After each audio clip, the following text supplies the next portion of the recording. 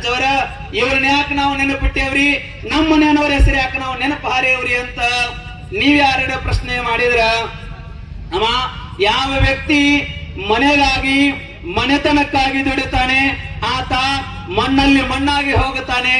ಯಾವ ವ್ಯಕ್ತಿ ಮನೆಯನ್ನ ತೊರೆದು ಸಮಾಜವೇ ನನ್ನ ತಂದೆ ತಾಯಿಗಳು, ಸಮಾಜವೇ ನನ್ನ ಉಸಿರು ಅಂತ ನಂಬಿ ಬರ್ತಾನೆ, ಆತನನ್ನ ಈ ಸಮಾಜ ದೇವರು ಅಂತ ಪೂಜೆ ಮಾಡ್ತದೆ ಅನ್ನುವಂತ ಕಾರಣಕ್ಕಾಗಿ ಚಂದ್ರಶೇಖರ ಶಿವಾಚಾರ್ಯ ಮಹಾಸ್ವಾಮೀಜಿ ಅವರ ನಮ್ಮ ಆದರ್ಶ ಅಂತ ನಾನು ಭಾವಿಸಿಕೊಳ್ಳುತ್ತೇನೆ.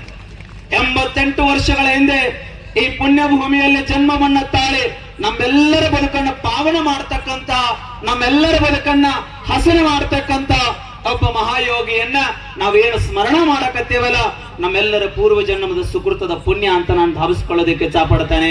ಆ ಶ್ರೀ ಮಠಕ್ಕೆ ಕಳಸ ಪ್ರಾಯವಾಗಿ ಬಂದಂತವ್ರು ಯಾರು ಅಂದ್ರೆ ಪರಮ ಪೂಜ್ಯ ಷಟಸ್ಥಲ ಬ್ರಹ್ಮ ಗುರುಸಿದ್ದೇಶ್ವರ ಶಿವಾಚಾರ್ಯ ಮಹಾಸ್ವಾಮೀಜಿ ಪೂಜ್ಯರು. ನಿಮಗೊಂದ್ ಮಾತು ಹೇಳ್ತಾನೆ, ಚಂದ್ರಶೇಖರ ಶಿವಾಚಾರ್ಯ ಮಹಾಸ್ವಾಮೀಜಿ ಅವರನ್ನ ನಾವಂತರೂ ನೋಡಿಲ್ಲ, ಆದರೆ ಆತ್ಮಪೂರ್ವಕವಾಗಿ ಮನಪೂರ್ವಕವಾಗಿ ನಾನು ಒಂದು ಮಾತನ್ನ ಹೇಳೋದಕ್ಕೆ ಇಷ್ಟಪಡ್ತೇನೆ. ಚಂದ್ರಶೇಖರ ಶಿವಾಚಾರ್ಯ ಮಹಾಸ್ವಾಮೀಜಿ ಅವರು ಯಾರ ಅವತಾರದಲ್ಲಿ ಎತ್ತಿ ಬಂದಿದ್ದಾರೆ ಅಂದ್ರೆ ಅದು ಪರಮ ಪೂಜ್ಯ ಗುರುಸಿದ್ದೇಶ್ವರ ಶಿವಾಚಾರ್ಯ ಮಹಾಸ್ವಾಮೀಜಿ ಅವರ ರೂಪದಲ್ಲಿ ಬಂದು ಇವತ್ತು ನಮಗೆಲ್ಲರಿಗೂ ಆಶೀರ್ವಾದ ಮಾಡ್ತಾ ಇದ್ದಾರೆ.